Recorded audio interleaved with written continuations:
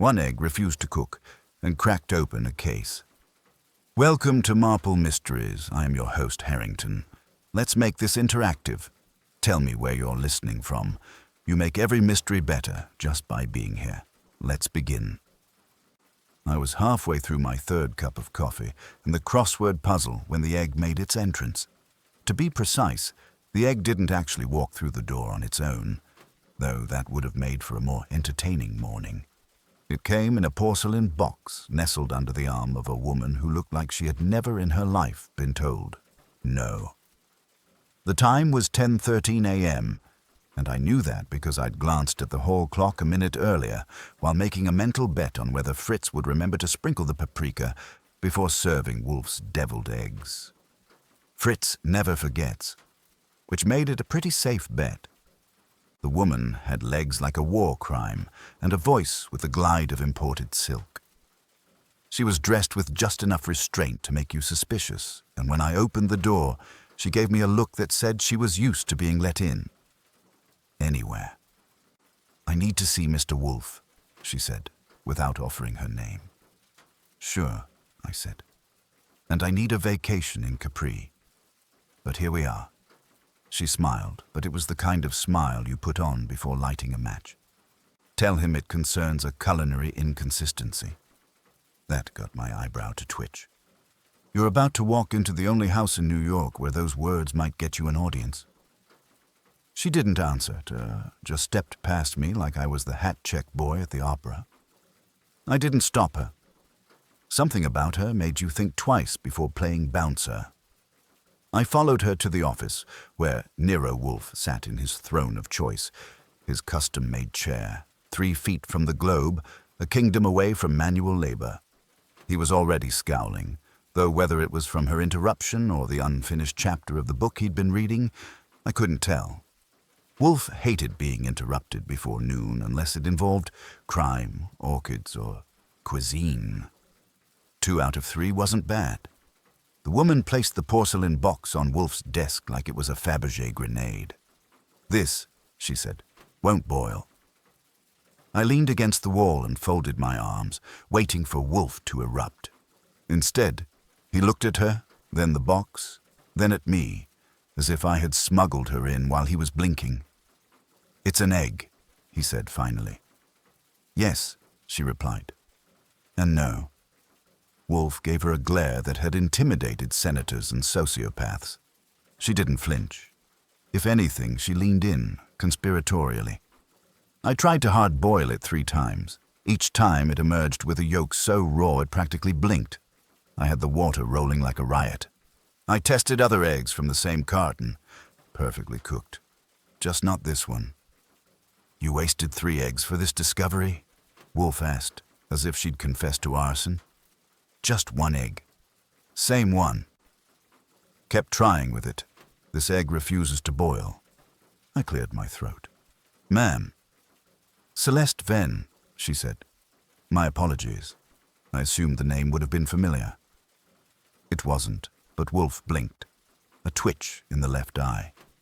You're the assistant editor at Gourmand's Monthly, he said. Former, she replied. As of yesterday.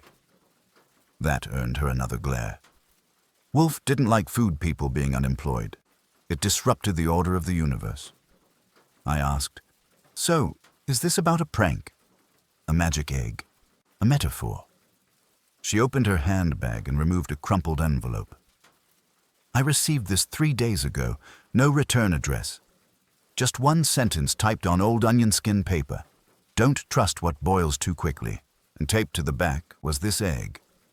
I gave Wolfe a look that said, You see what I put up with? He ignored me. Miss Venn, Wolfe said, folding his hands. If you brought me this egg to prove it's bewitched, you'll find yourself disappointed. I do not indulge charlatanry. It's not the egg, she said. It's the warning. It didn't make sense. Until yesterday when my boss died. Natural causes? I asked. Strangled with a linen napkin. At the editorial table. During lunch, she let that settle for a moment, then added, He was arguing with me about a piece I was preparing, a profile on culinary fraud. That got Wolfe's attention the way a dropped soufflé gets Fritz's. What sort of fraud?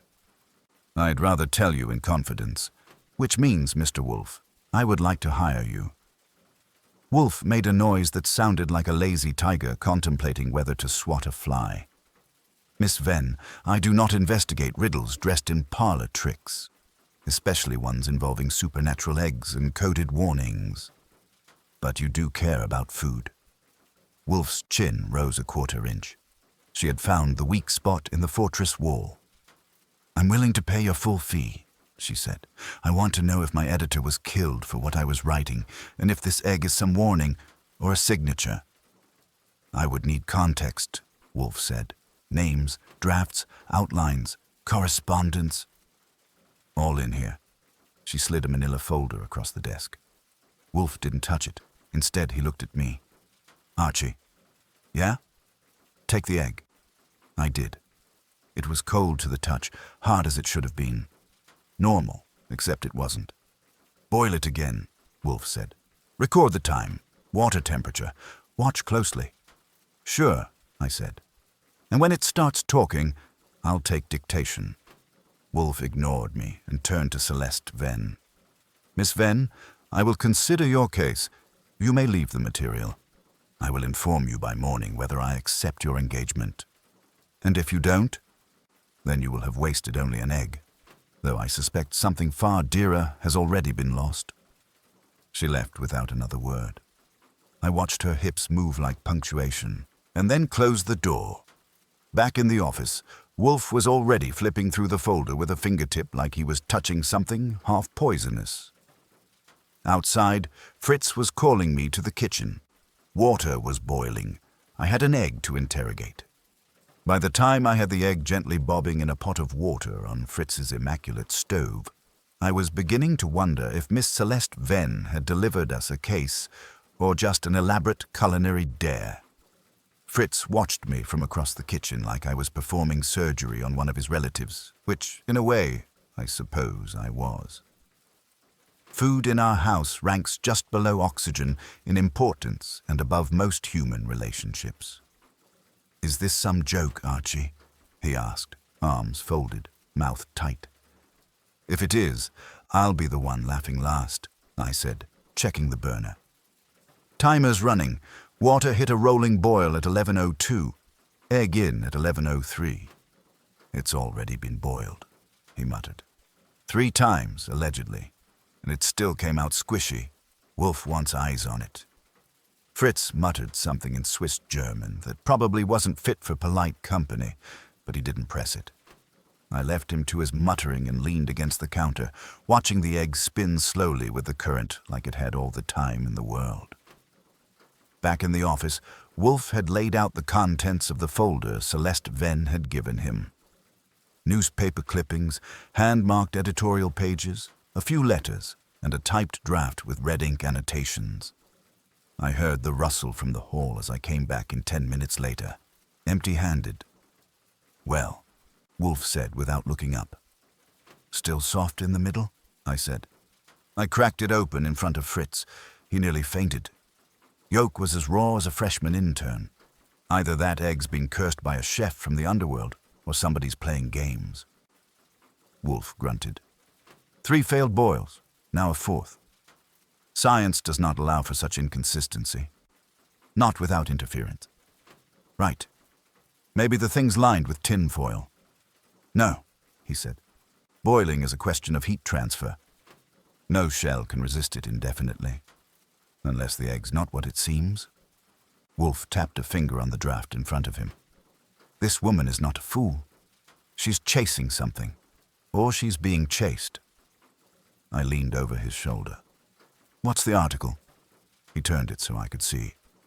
Title: False Palates, the Hidden Industry of Culinary Fakery. Catchy, I said. So what? She was digging up ghostwriters behind famous cookbooks. Fake Michelin stars? Worse, Wolfe said. Fabricated ingredients. Reviews sold for bribes. Substitutions passed as rare imports. Fraud on a scale that undermines the principle of gastronomy. That bad, huh? Wolfe looked positively ill.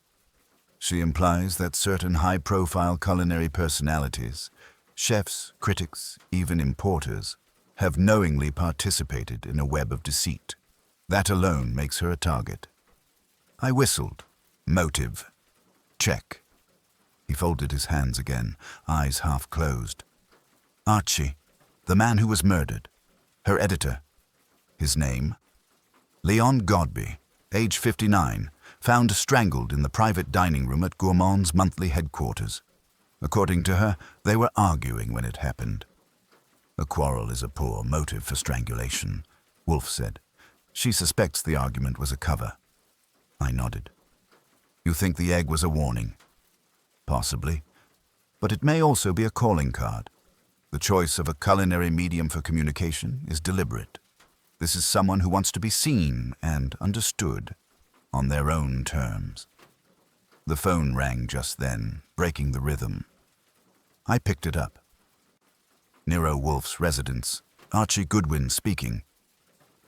There was a pause on the other end, and then a man's voice. Clipped, smooth, with the kind of polish that usually comes with inherited cufflinks. Is Miss Venn there? No, she isn't.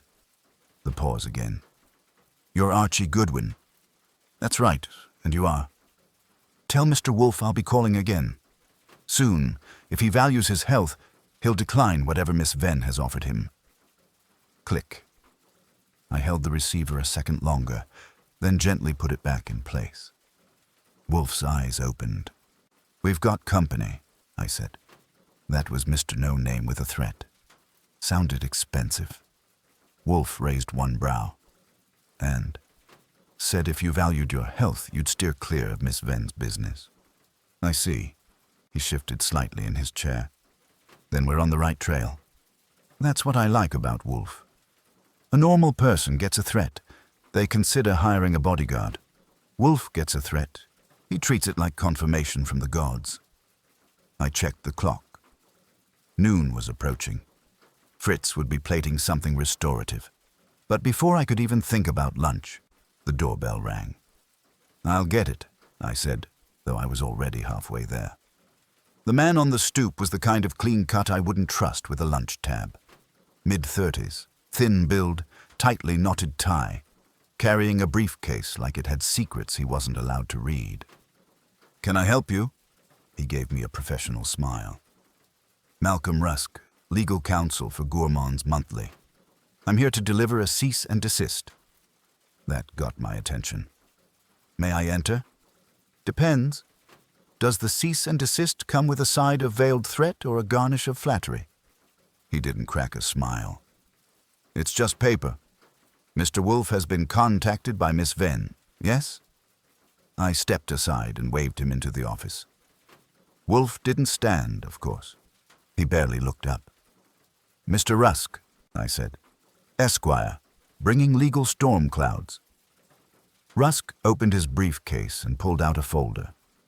This is a formal notice that any attempts by Mr. Wolfe to interfere with the internal affairs of Gourmand's Monthly, including publishing, investigation, or solicitation of our employees, will be met with legal action. I see, Wolfe said.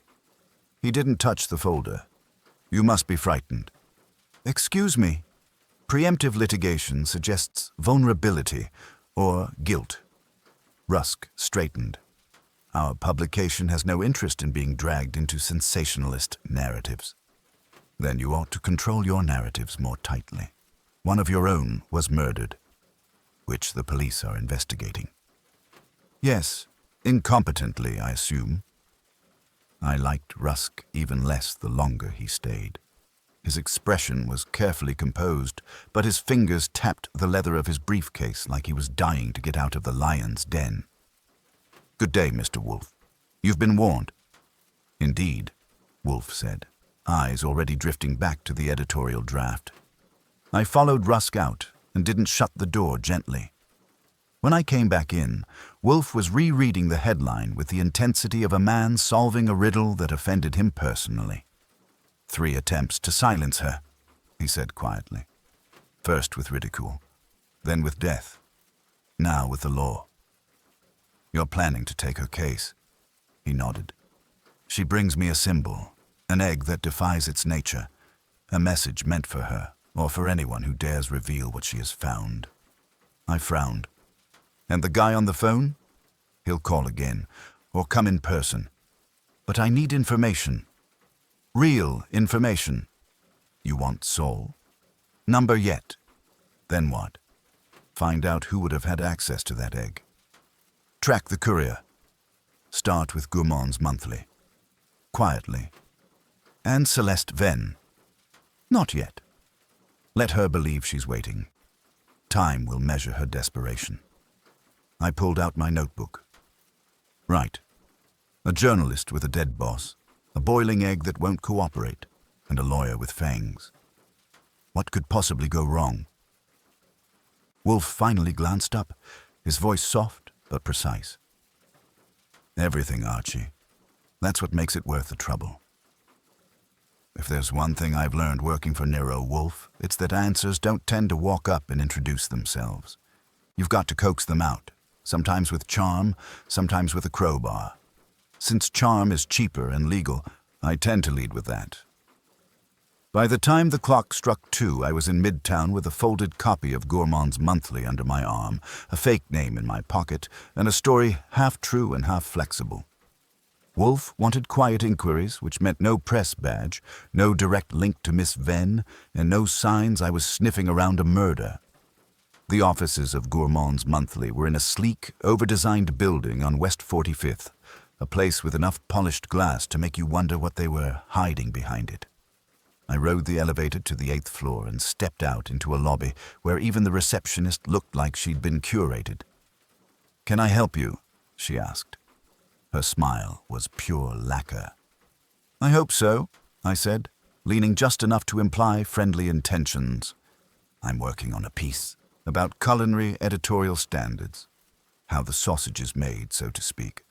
I'm hoping to chat with someone from your editorial staff." She tilted her head, giving me a glance that measured me like a butcher with a rib roast. "And you are?" "Jason Everett," I said smoothly. "Freelancer, edible notes." "Never heard of it?" "Neither has anyone else. That's the point." She didn't blink. "Do you have an appointment?" "Not exactly. I was hoping someone might give me 10 minutes, informally." She tapped something on her sleek little screen, waited, then gestured toward a pair of leather chairs. "Have a seat. I'll check." I gave her my warmest smile and took a seat. The lobby had a modern chill. Clean lines, polished steel, a wall of awards behind thick glass, and not a single speck of actual food in sight. I'd seen operating rooms with more warmth. 5 minutes later, a guy in a bow tie and blazer emerged, blinking like he'd been dragged away from something deeply important. "Mr. Everett?" "That's me," I said, rising.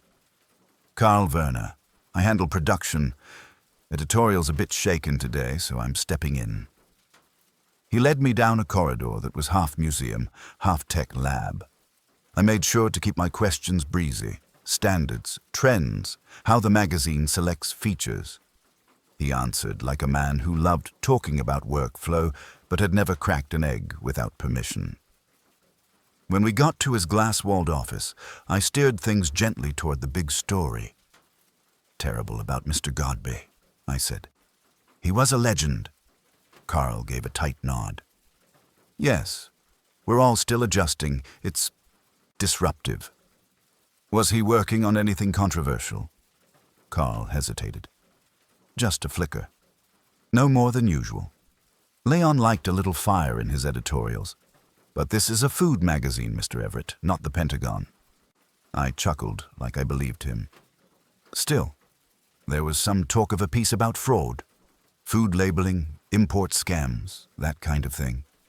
His mouth tensed. That piece wasn't approved. By Godby. By me, or legal. So it was in the pipeline. He rose, clearly ready to end the chat. "I think we've covered enough for now." I let him walk me back to the elevator, and I didn't press. No point squeezing blood from a carrot. But just as the doors opened, he said, You said this was for edible notes, right? That's right. We've never heard of it. That's funny, I said with a grin. Neither have I. And with that, the doors closed.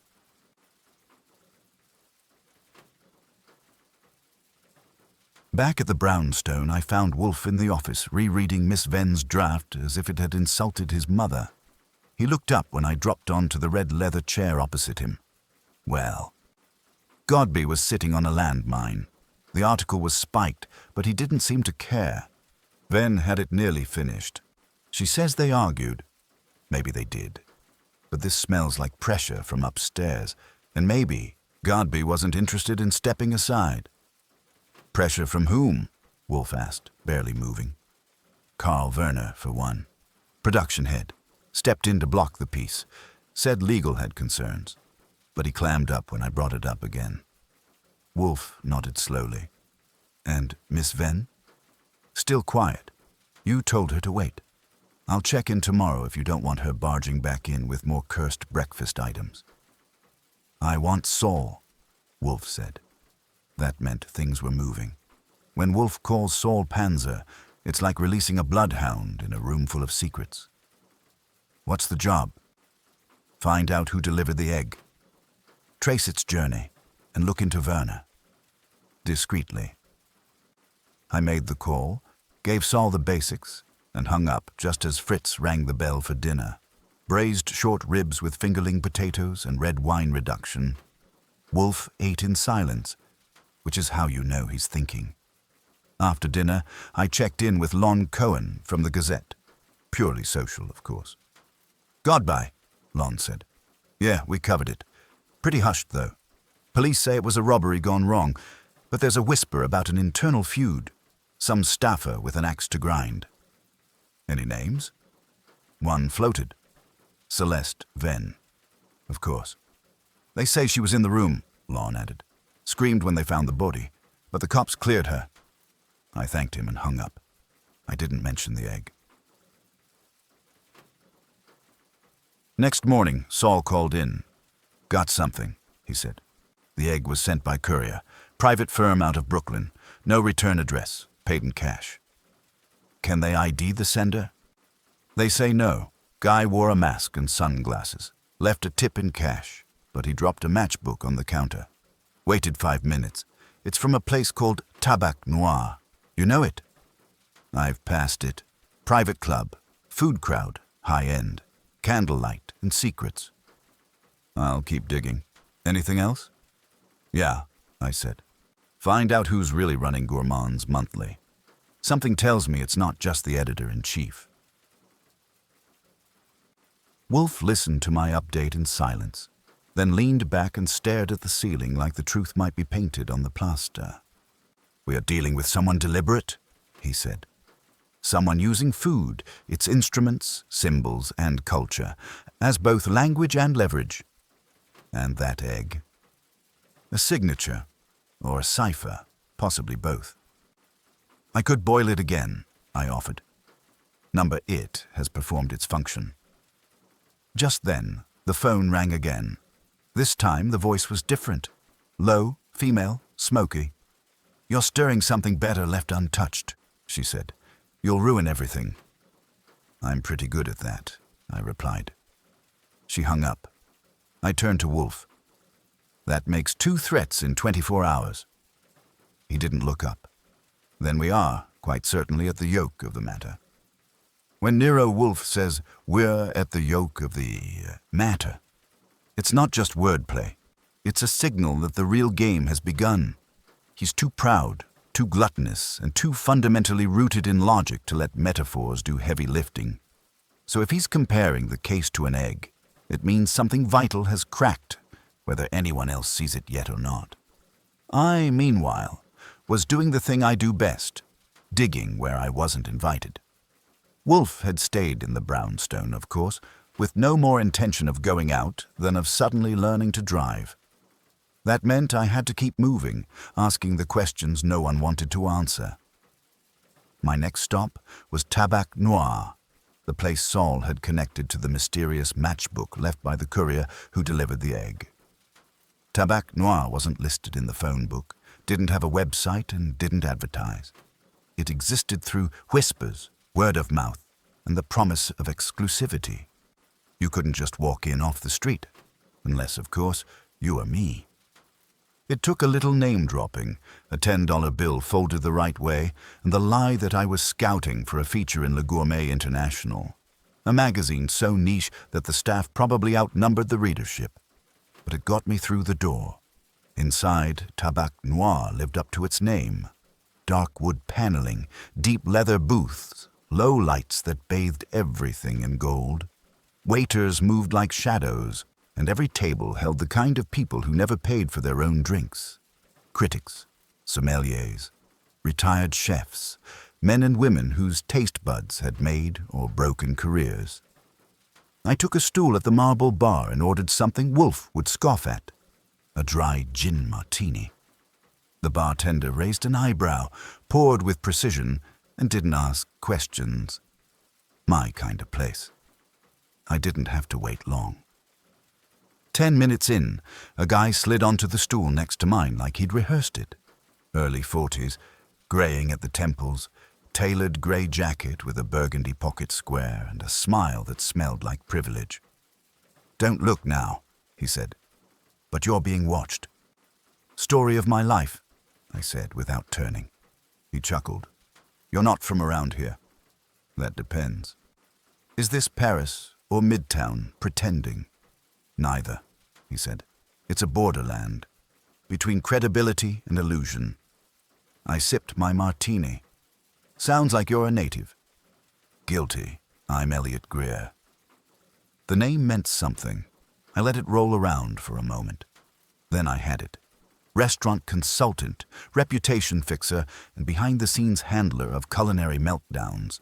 If a famous chef had a breakdown, a scandal, or a book ghost-written by someone else, Elliot Greer was the guy who smoothed it over with white gloves and a velvet checkbook. "You're in the recovery business," I said. I prefer to think of it as preservation. He lifted a hand. The bartender appeared with a fresh glass without being summoned. "What brings you to Tabac Noir?" he asked. "Curiosity. That gets people killed in better stories. And yet here I am." He studied me. "You're the one poking around Gourmands Monthly, asking about Godby, talking to production, stirring ghosts." He didn't ask. He stated. I didn't deny it. "Godby died. A tragedy, but not your concern." "He was murdered." Greer nodded once. "That's the official story, but unofficially, he made enemies." "Like you?" Greer sipped his drink. "Not me. I never liked the man, but I didn't care enough to kill him. He didn't like that I had clients in his magazine. Said I polluted his editorial integrity." "Did you?" "Of course." He grinned. "That was the job."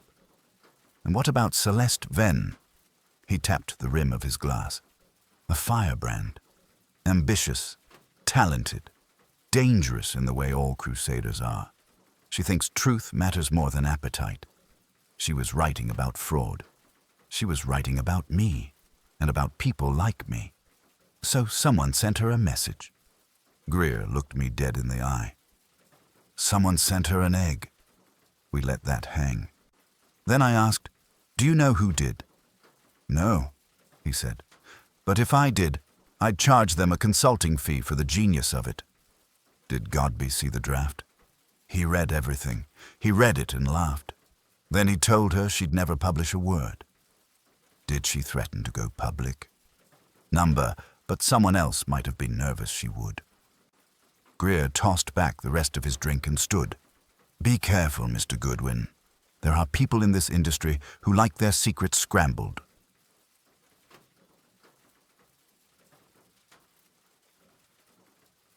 When I returned to the brownstone that evening, I found Wolfe precisely where I'd left him, behind his desk, surrounded by documents and a fresh bottle of beer. He glanced at the clock when I came in. "You're late." "I was schmoozing with the food aristocracy," I said. "Tabac Noir. Very hush-hush." "Report." I gave him the rundown. Greer, the consulting, the implication that someone with reputation to lose might have used Venn as a pressure point, or a fuse. Wolfe listened without comment until I reached the part about Godby laughing at the article. He dismissed the threat, Wolfe murmured. Fatal hubris. The egg was not for him, it was for her. He was collateral. Which suggests what? That the true target is Venn, but her silence is telling. She isn't frightened. She's waiting.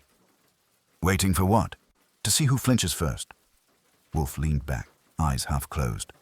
Call her. Invite her here. Tell her I've taken the case. You just did. I did. Now tell her.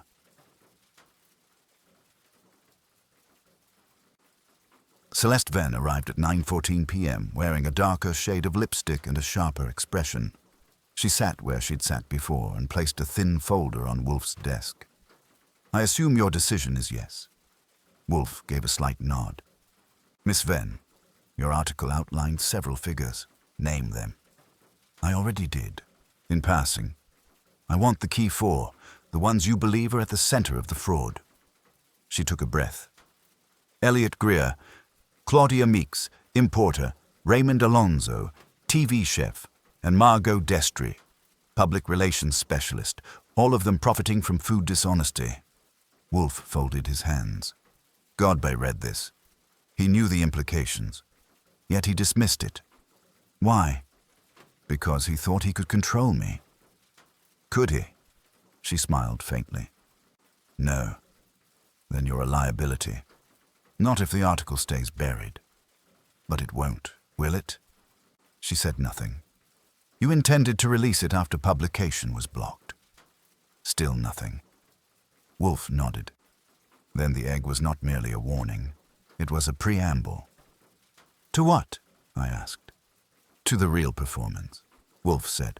Someone wants Miss Venn silenced, but permanently. She sat very still. And the murder of Leon Godby, Wolfe continued. A signal that those who obstruct this truth, by defending it, publishing it, or ignoring it, are disposable. Venn's voice was cold. So you believe me? No, Miss Venn. I believe the egg. In a better world, or at least one where crooks played fair and chefs didn't kill each other with eggs. Section 5 would have been the part where Wolfe leaned back, connected every dot, and I poured a beer to celebrate. But this wasn't that kind of case, and Wolfe didn't lean anywhere until he was good and ready. Which meant it was up to me, once again, to go poking the hornet's nest while he stayed planted in his throne like the god of deduction, arms folded, chin tucked, thoughts brewing.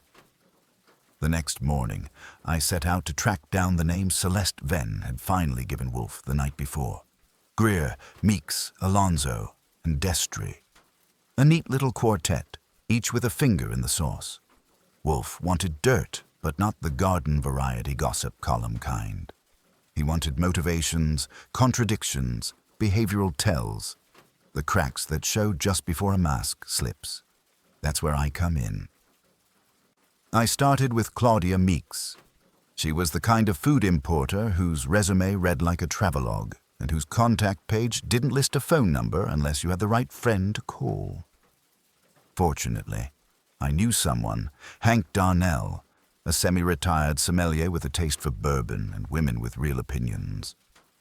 He got me 10 minutes in her midtown warehouse office, sandwiched between a shipment of Moroccan olive oil and some suspiciously silent crates marked saffron. Meeks was tall, clipped, and efficient. She wore a silk blouse like body armor and had cheekbones that made her look carved, not born. She didn't waste time. "You're not here to buy," she said. "Depends on the inventory." She gave me a look that could freeze soup. "Don't flirt, I'm busy."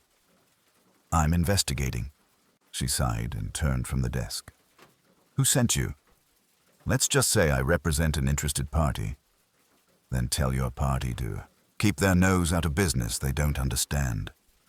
"Like food fraud?" The air changed. "Not much, but enough." "You think I'm scared of that article?" "I think you should be." I've been importing rare goods since your boss was still deciding whether beer should be poured clockwise. The industry is corrupt, Mr. Goodwin, but I don't lie about what I bring in. I just don't advertise what customs doesn't ask. You ever heard of someone sending a hard-boiled threat in shell form? Her eyes narrowed. You mean the egg? Word's gotten around. It should have stayed quiet. People forget, when you expose rot, you also expose where you've stood, which is close enough to smell it, not close enough to spread it. That was all she offered. When I stood, she didn't stop me, and she didn't look away until I was back out in the alley beside a crate of suspiciously unlabeled truffle oil. 1 down, 3 to go. Next came Margot Destre. She ran a PR agency out of a narrow walk-up in the West Village with a vintage espresso machine in the waiting area and a secretary who looked like she knew how to bury a scandal in under 10 minutes. Destre met me in a corner office, bathed in pink light from a blown glass chandelier. She wore a pantsuit the color of rose petals and a demeanor like a fencer ready to thrust. "Mr. Goodwin," she said, not offering a seat. "I've had 3 reporters call me in the last 24 hours, all of them asking about Celeste Venn. You're late. I'm more charming. You're more blunt. I get better results." She finally gestured to a chair. I took it. "Celeste Venn used to work for me.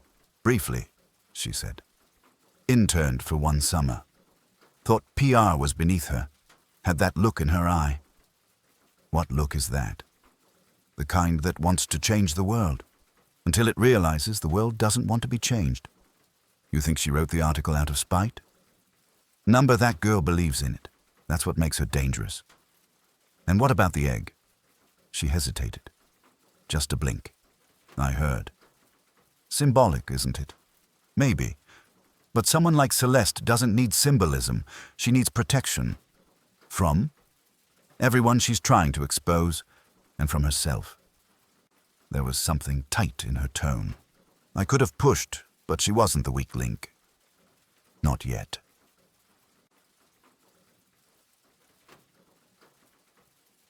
Raymond Alonzo was next. His name was on every TV screen in America that still played cooking shows that didn't involve contestants crying. I found him filming a segment in a sterile test kitchen in Chelsea. White tile, fake smiles, and the smell of pre-cooked lamb reheated to look impressive on camera. When I cornered him after a take, he was toweling sweat from his brow with a branded monogram handkerchief. "Off the record?" he asked. "You're not that charming." He laughed. "That's what my 3rd wife said." "Tell me about Celeste Venn." He winced. "Smart girl. Pain in the ass. Asked too many questions." "Like what?" "Where I source my vanilla. How many of my published recipes I actually tested. You know, trivial things." "She accused you of being a fraud?" "Number she implied it. Quietly. But that was enough. You work hard for a brand, and someone throws shade, it sticks. Did you have a reason to shut her up?" He looked me dead in the eye. "Do I look like I'd send someone an egg?" "Maybe not personally." He wiped his hands again and turned serious. "I wouldn't hurt that girl, even if she wrecked everything I built. But someone might." He didn't answer, but he didn't deny it either. Back at the brownstone, Wolfe listened to the entire report without so much as a grunt. I laid it all out, the evasion, the half-truths, the frayed nerves behind well-pressed smiles. "They're all hiding something," I said. "Of course," Wolfe said. "What matters is what they're not hiding." "Which is?" "Fear, not of the article, but of being seen as the one who feared it most. That tells us who sent the egg." "Greer?" "Number Greer is clever, but he uses words. Alonzo is theatrical. He would have made it a souffle. Meeks is pragmatic, but Destre..." He leaned back, eyes narrowing. "She understands presentation. She understands signals." "You think she sent it?" "I think she arranged for it to be sent." but not to warn Miss Venn. To isolate her. To make her paranoid. Yes, and therefore discredited. And Godby? Collateral. He dismissed the warning and became a variable. Wolfe stood.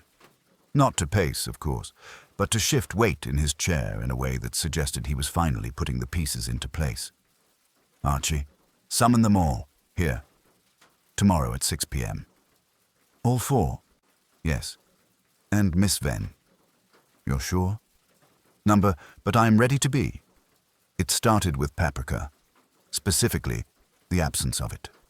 Now, in most households, that wouldn't be worth mentioning. In ours, it's a declaration of war. Fritz doesn't forget seasonings, not even on a bad day. So when I brought Wolfe his lunch, a neat plate of deviled eggs with a slice of veal and a sprig of watercress, and Wolfe simply stared at it, unmoving, unblinking, I knew something was wrong. There is no paprika, he said, like pronouncing a death sentence. I see that, I replied, setting the tray down. Should I take it back? No, he muttered, eyes narrowing. Call Fritz. I did. Fritz came in, wiping his hands on a towel, and looked at the plate with the anguish of a betrayed artist. I put it on myself, he said. It is not there. Fritz leaned in, then frowned. That's impossible. I ground it fresh. Wolfe waved him off with a sigh. Thank you, Fritz. That will be all. Fritz left, quietly confused. I stayed, slightly less quiet, and far more suspicious.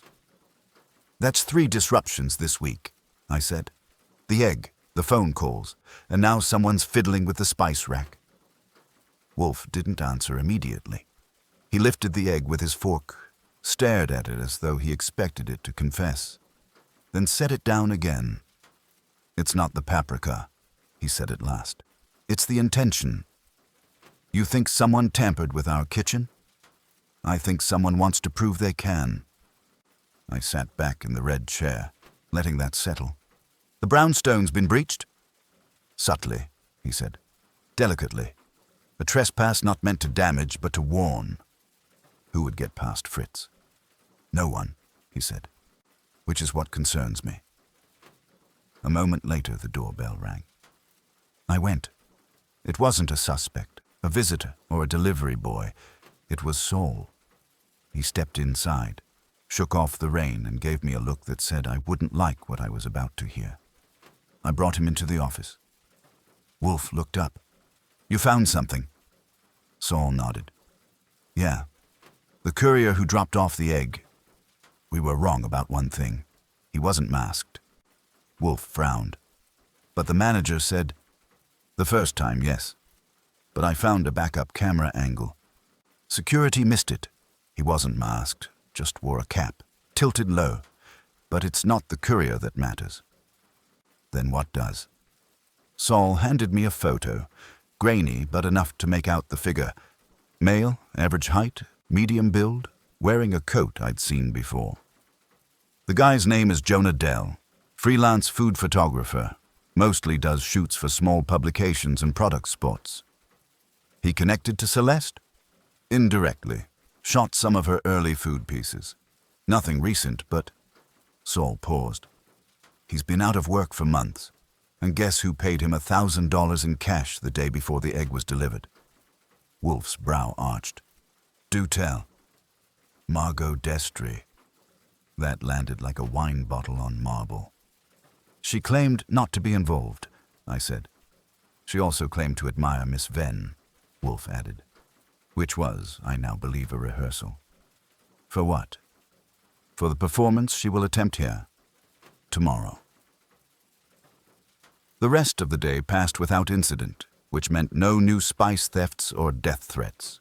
Fritz kept the kitchen under lock and key. I checked the locks, double-checked the windows, and even peered under Wolfe's orchid table for good measure. Whatever had happened in our pantry had come and gone, silent as a whisper. That night, Wolfe didn't read. He brooded. I didn't press him. I knew better. The next morning, I called Celeste to confirm the 6 p.m. meeting. She sounded calm, even composed, which made me more nervous than if she'd screamed. "Will all 4 of them be there?" she asked. "Greer, Meeks, Destry, Alonzo, all confirmed. And you think one of them sent the egg?" "We know who delivered it. We know who paid him. What we don't know is why." "I do," she said, "because that article threatens everything they've built." "Maybe, but Wolfe thinks it's deeper." "How?" "Your article's a threat, but you're not the target." A pause. "Then who is?" "That's what we're going to find out." By 5 o'clock, the brownstone was as tense as a souffle on a subway train. Wolfe didn't eat dinner. He didn't ask for beer. He just sat, waiting. I made sure the office was spotless, the windows closed, the chairs positioned. At 5:47, Greer arrived, unflappable as ever, smelling faintly of bergamot and condescension. At 5:51, Meeks came in, trench coat damp from the rain, lips tight. At 5:55, Alonzo swaggered in with a grin and a shiny new toy. Destry showed up at exactly 6 o'clock, punctuality wrapped in lavender perfume and patent leather heels. Celeste arrived 1 minute later. No one spoke. Wolfe gestured for them to sit. They did, reluctantly. The office felt too small, too full of posture and silence. "I have summoned you," Wolfe said, "because an act of criminal trespass has occurred." Greer raised a brow. "Against whom?" "Against this house," Wolfe replied, "and against logic." Destry smirked. "This sounds dramatic." "It is," Wolfe said, "but not theatrical. Let us begin with the egg." He described the delivery, the warning note, the impossible physics of the unboilable yolk. He watched their faces, not for reaction, but for anticipation. "It was meant to confuse," he said, and it did. "But not me." Destry crossed her legs. "And who do you believe sent it?" "You did." The room tensed. "You paid Jonah Dell. You used him as a go-between. You used the egg to isolate Miss Venn, to make her appear unstable, obsessed. If she had published on her own, she would have seemed unhinged." "You have no proof," she said calmly. "I have motive," Wolfe countered. "You represent 3 of the 4 people at this table. You manage their reputations. If Miss Venn had succeeded, your empire would have fractured. So you used artifice, a culinary metaphor. You engineered a warning in the language you understand best. Presentation." Destry said nothing. Greer whistled low. Alonzo looked uncomfortable. Meeks was unreadable. Celeste spoke softly. "You tried to ruin me." "No," Wolfe said. "She tried to contain you, until Godby died." Everyone stiffened. "You think I killed him?" Destry asked. "No," Wolfe replied. "You hired someone to intimidate, but intimidation escalated, and the man you paid, Mr. Dell, was pressured by someone else." He turned to Alonzo. "You spoke of damage, of brands, but your hands are too clean. This wasn't your style." He looked to Meeks.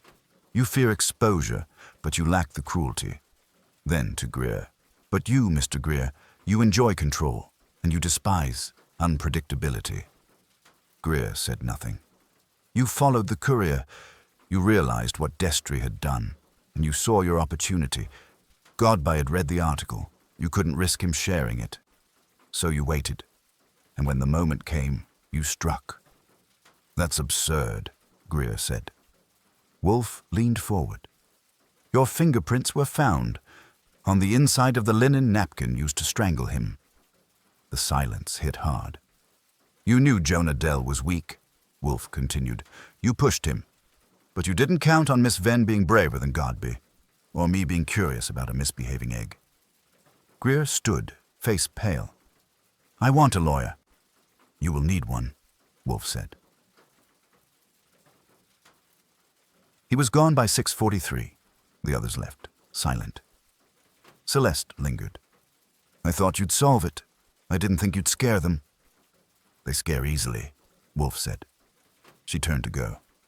You will publish the article? She nodded. With an appendix.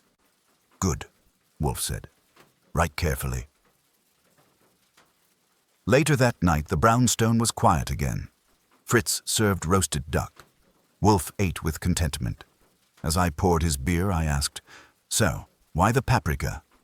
He lifted his glass. A reminder, Archie, that even the smallest flavor can be missed when the hand that placed it is not your own. If you thought the story ended when Elliot Greer asked for a lawyer and got escorted out in a yellow cab with his jaw clenched tighter than Fritz's best pastry dough, think again. With Wolfe's cases, the climax isn't when the villain's unmasked. It's when the fallout starts. The morning after our showdown in the office, the brownstone was unusually quiet. No phone calls, no foot traffic. Even the city outside our windows seemed to pause, like it had stepped out for coffee and hadn't come back yet. Wolfe had gone back to his orchids, murmuring to his Vandas and Cattleyas like they were old soldiers he needed to reassure. Me? I was at my desk, catching up on my notes, trying to put together the tangled mess of what we had. Greer had motive and now had Wolfe's logic pinning him to the murder of Leon Godby. The egg, the threats, the manipulation of Jonah Dell, everything pointed to a layered setup. But Wolfe wasn't declaring checkmate. Not yet. And I'd learned that when Wolfe hesitated to proclaim victory, it meant the game had a few moves left in it. At 10:04 a.m., the doorbell rang. I went to answer it, halfway expecting a squad of lawyers or an outraged magazine executive. Instead, I found Saul Panza, looking more grim than usual. He brushed past me and into the office. Wolfe, he said, we've got a problem. Wolfe didn't look up from his orchid. Be specific. Saul dropped a folded sheet of paper on the desk. That came to your name this morning. No return address. Typed. I picked it up and read aloud. The article was only the beginning. Greer was a shadow. The light hasn't reached the source. Back off, or we'll make sure the next egg cracks in your house, not hers. I glanced at Wolfe. They're getting poetic. Wolfe took the note, reread it, and set it down like he was handling an overcooked soufflé. Disgusted, but not surprised. Postmarked? He asked. Saul nodded. Brooklyn. Same block as Jonah Dell's place. That's too convenient, Wolfe murmured. Too convenient for Greer to have written it. I frowned. You think someone's trying to make it look like Greer is still pulling strings? Yes. But Greer is currently under police observation and had no access to send this. He is being scapegoated. That's ironic, I said, considering he built a career scapegoating clients out of PR disasters. Wolfe turned to Saul. Was Jonah Dell arrested? Number he's vanished. Apartment emptied out. No forwarding address. Landlord says he left in the middle of the night with one suitcase and a roll of hundreds, paid to disappear, Wolfe said. Or silenced, I added. Wolfe gave me a dark glance. That is precisely what concerns me. At that moment, the phone rang. I picked it up. Wolfe's residence. The voice on the other end was whisper-thin, nervous. This is Claudia Meeks, she said. Is Mr. Wolfe available? I waved to Wolfe, who gestured for me to continue. I'm listening, I told her. There's something wrong. I think I'm being followed. Where are you? At my warehouse. A man's been parked outside for 2 hours. He's not one of ours. I don't know who he is. Did you call the police? Number I didn't want to start a storm unless I knew it was real. But I thought, after last night, I thought I should call you. Stay put, I said. We're sending someone. I hung up and turned to Wolfe. He nodded. Go. I grabbed my coat and was halfway out the door before Wolfe called after me. Observe, Archie. Do not intervene, unless compelled. I'll be polite, I said. Unless someone pulls a knife, Meek's warehouse was just as I remembered, quiet, industrial, and humming with the scent of 100 different imported spices and oils. When I pulled up, I spotted the car immediately. Dark green sedan parked across the street, engine off, windows tinted. Not a delivery truck, not a client. I parked around the corner and circled back on foot, keeping to the buildings. I caught a glimpse through the windshield. Man in his 50s, clean-shaven, eyes scanning slowly, rhythmically. Too slow for a delivery man. Too steady for a mugger. I crossed the street and entered the warehouse through the front. Meeks was inside, pale but composed, arms folded like she was trying not to wring her hands. "You saw him?" she asked. "Yep. He's not yours. Not one of my suppliers, and I don't owe anybody enough money to hire surveillance." I glanced around the space. "Anything else strange lately?" She hesitated. "I got a call yesterday. No voice. Just breathing. Heavy. Then a click. They're rattling you. They're succeeding." I stepped to the window. The sedan was still there. "I'll handle this," I said. She looked at me sharply. "Don't get killed." I tipped her a wink and walked out. This is the part where most stories turn dramatic. A chase, a punch, a gun. But this wasn't that story. I knocked on the car window. The man inside looked up, startled. I flashed my badge, the fake one Wolfe had made for these moments. Detective Ficzione, NYPD. He rolled down the window. "Who are you watching?" I asked. His jaw tightened. "None of your business." "Wrong answer." He reached for something. I reached faster, grabbed his wrist through the window and pinned it to the wheel. "Name?" "Jensen, private security." "Who hired you?" He didn't answer. I leaned in.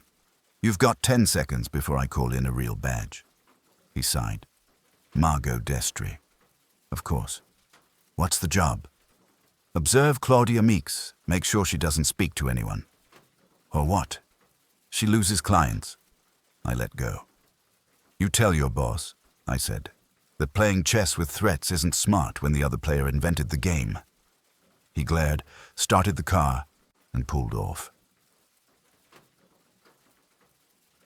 Back at the brownstone, Wolfe was not surprised. "Destry is not lost," he said. "She has merely changed strategy. By scaring Meeks.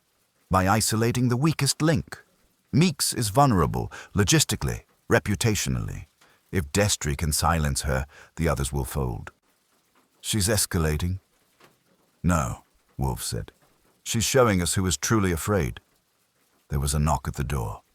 Fritz answered, then appeared in the office with a folded slip of paper.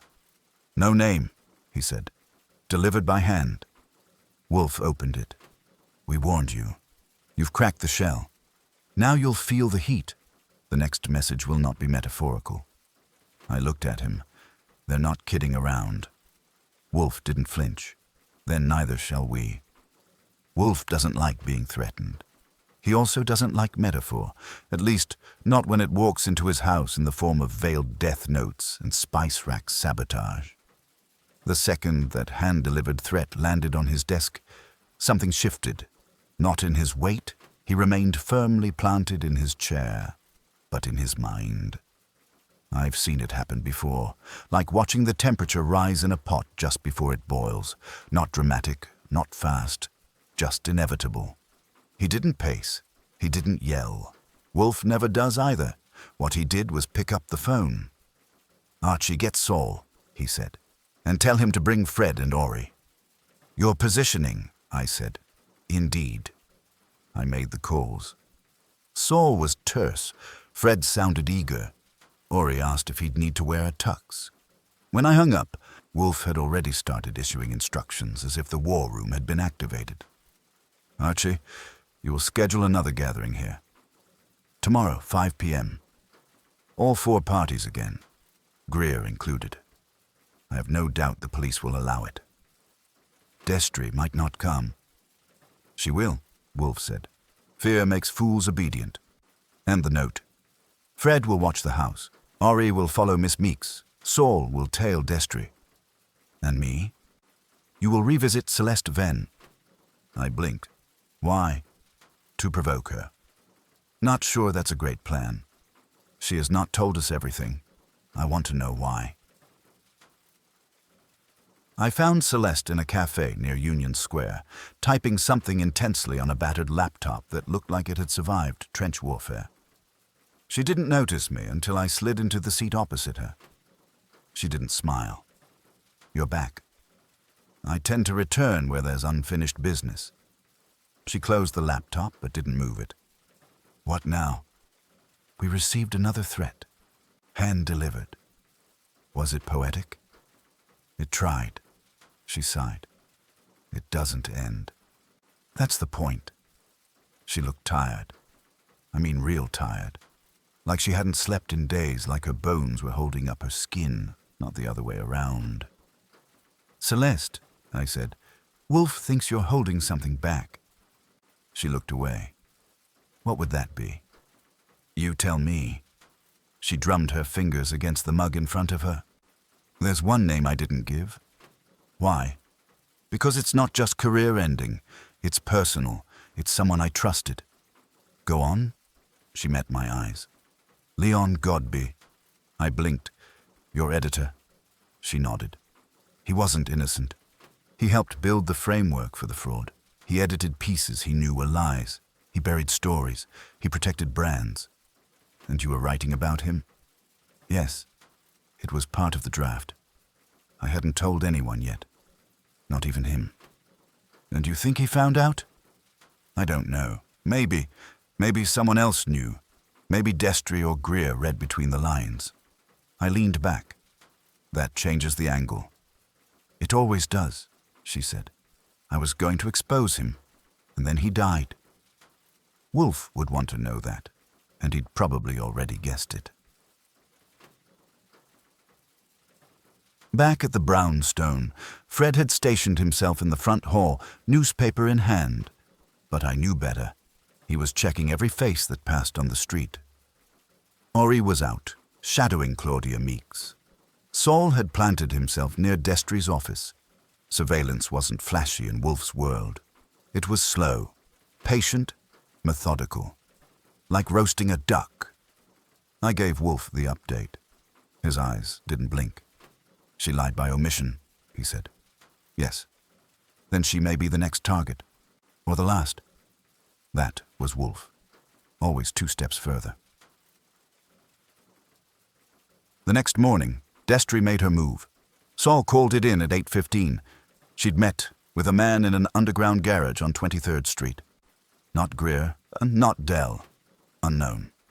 Saul got a license plate. Ran it. Rental. Paid in cash. Wolfe nodded. She's preparing for disappearance. And what's the play? She's anticipating failure. And the meeting today? She will come. She will bluff. He paused, glanced at the clock. Archie, have Fritz prepare 5 chairs, and 1 more for Miss Venn. No more? Number. If we need a detective, I have enough. At 5 o'clock sharp, the doorbell rang. I let them in one at a time. Claudia Meeks came first, clutching her handbag like it contained a confession.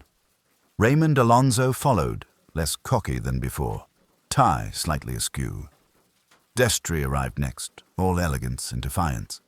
Her eyes scanned the room, calculating.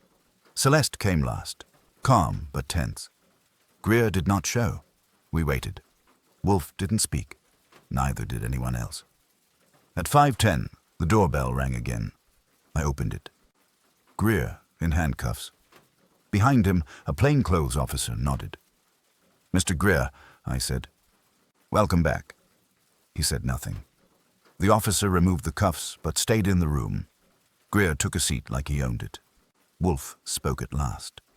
I have assembled you here not to repeat accusations, but to clarify consequences. Miss Venn's article will be published. Destry opened her mouth. Wolfe raised a hand.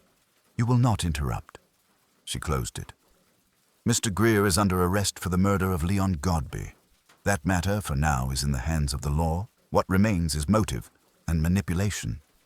He turned to Celeste. Miss Venn, you intended to expose Godby. Yes. You withheld that truth from us. Yes. Because you feared it might undo the narrative. She nodded.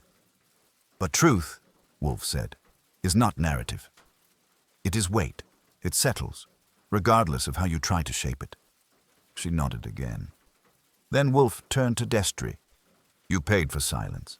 You used an egg as a symbol, a harmless object that became a totem of fear. You did not murder Godby, but you enabled the conditions that made it inevitable. She looked away. You, Wolfe continued, are done. She looked back. You can't destroy me. No, Wolfe said, but Miss Venn can, and will. Meeks spoke up. And me? You will testify. Truthfully. If you do, you may salvage what remains. Wolfe turned to the plainclothes cop. You may take them now. Destry stood. Slowly. Meeks followed. They left without another word. Celeste lingered. Thank you, she said. No, Wolfe replied. Thank yourself. You chose truth. Eventually. She nodded. And then she was gone.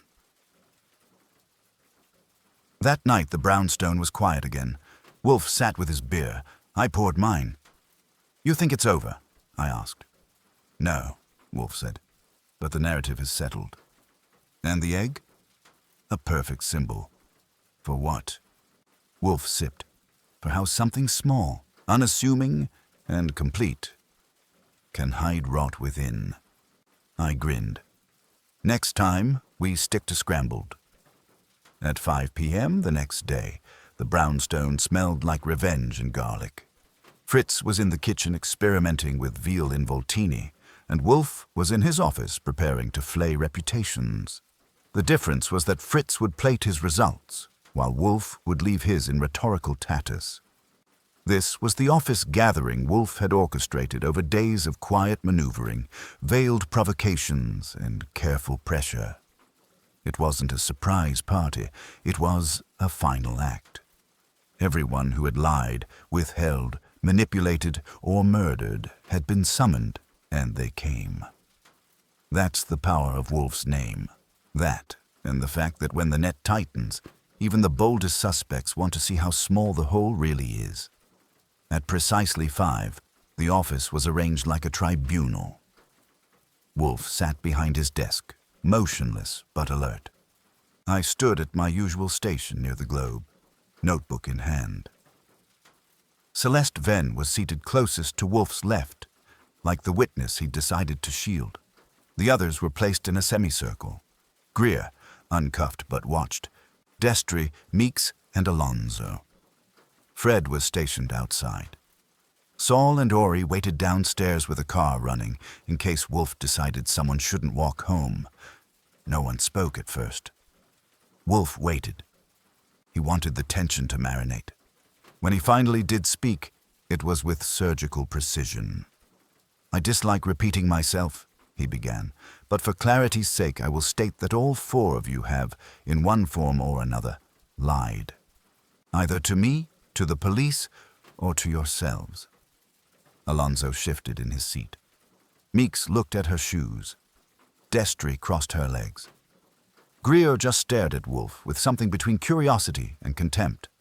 And yet, Wolfe went on, only one among you is a killer.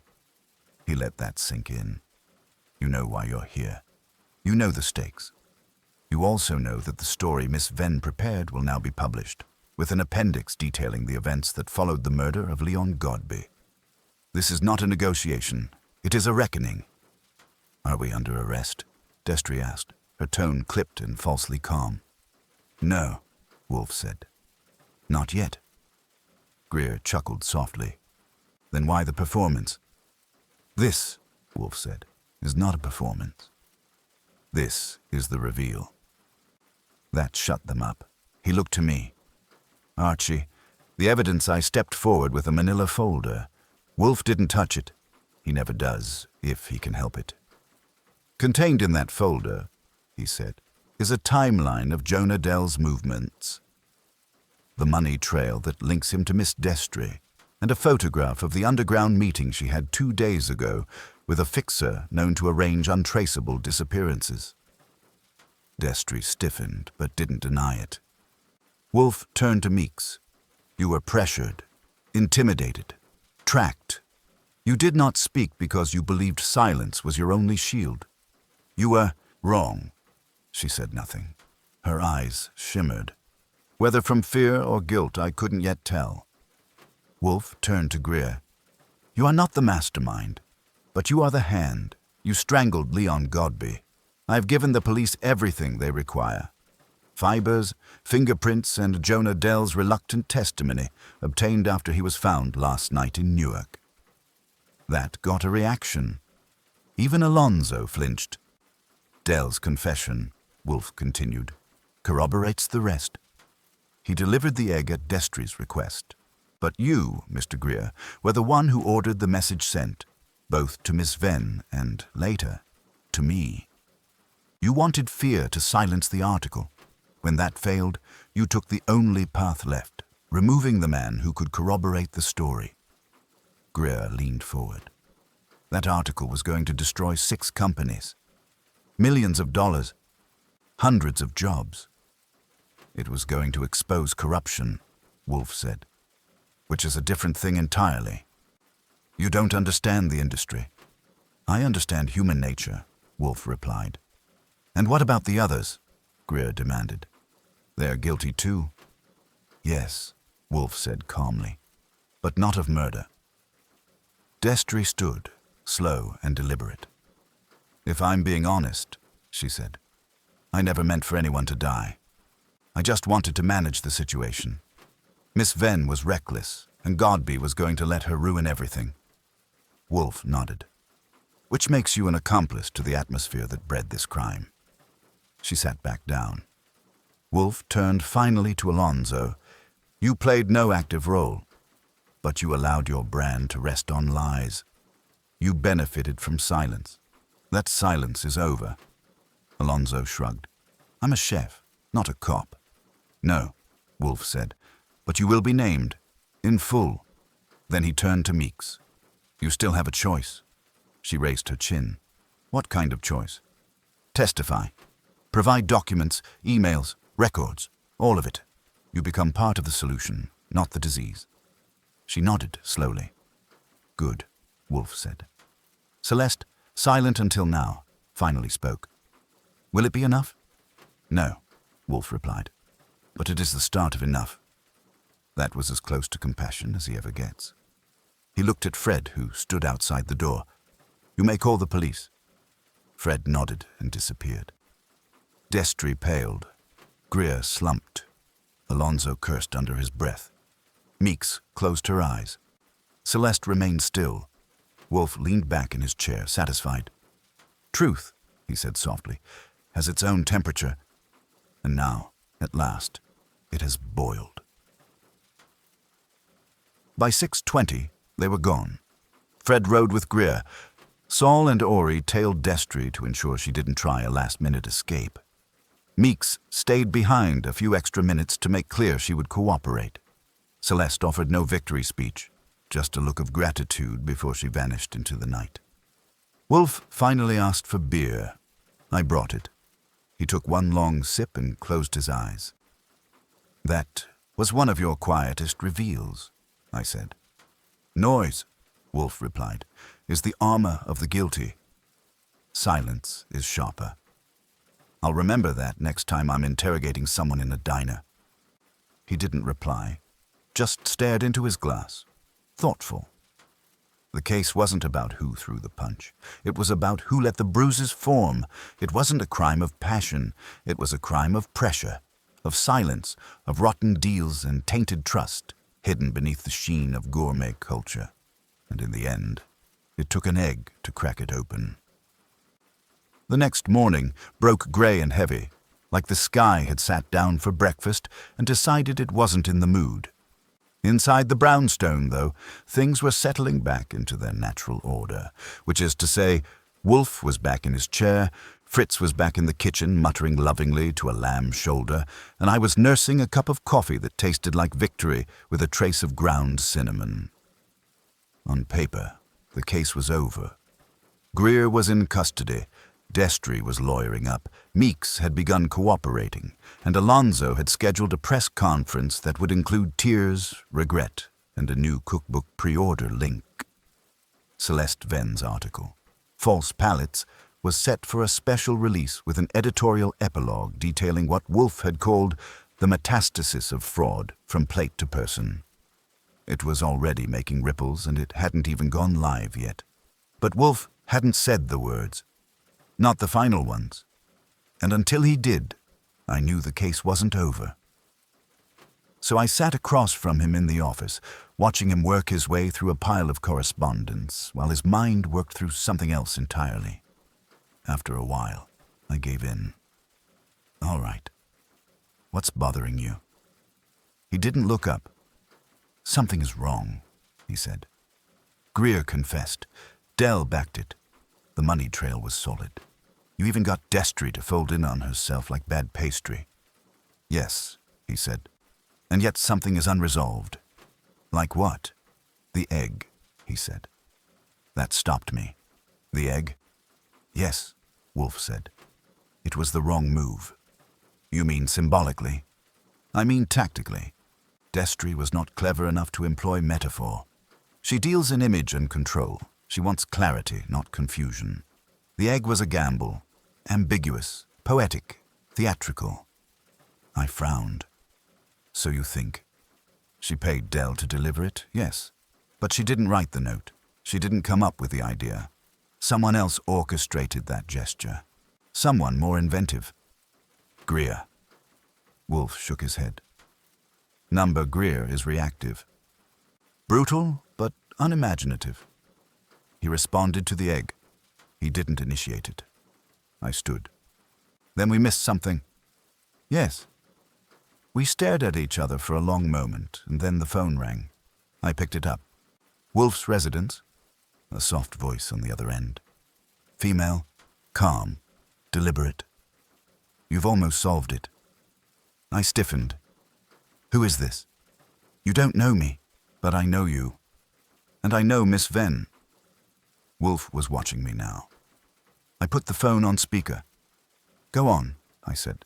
Celeste didn't write the article alone. Wolfe leaned forward.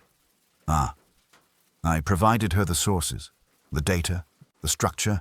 I used her. She knew it, eventually. But by then, she thought she needed it. Why? Because I wanted to bring it down, all of it. Gourmand's Monthly, Destry, Greer, Godby. They protected the lie. And who are you?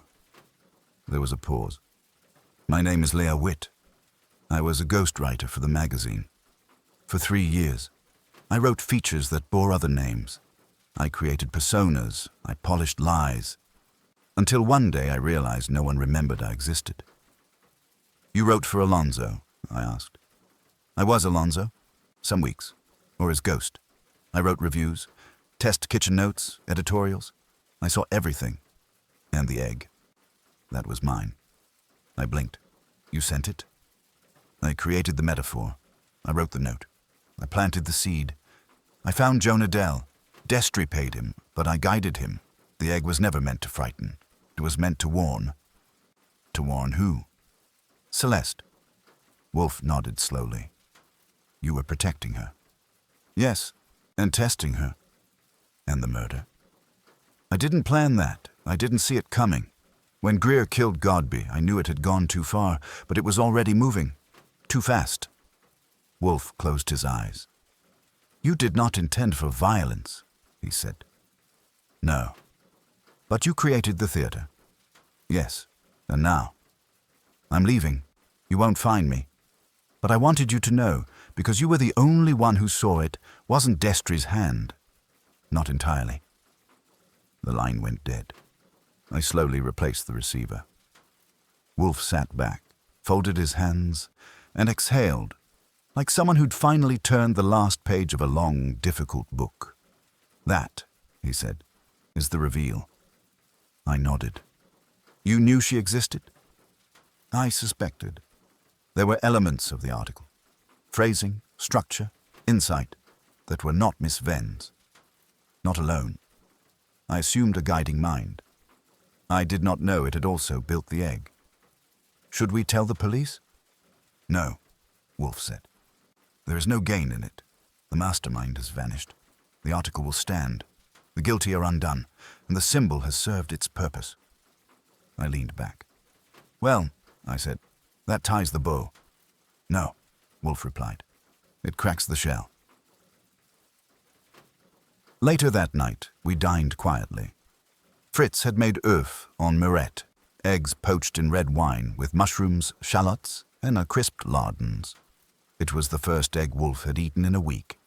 He savored it with the reverence of a priest taking communion. I poured his beer and sat back in my chair, watching him. You really think she vanished? I asked.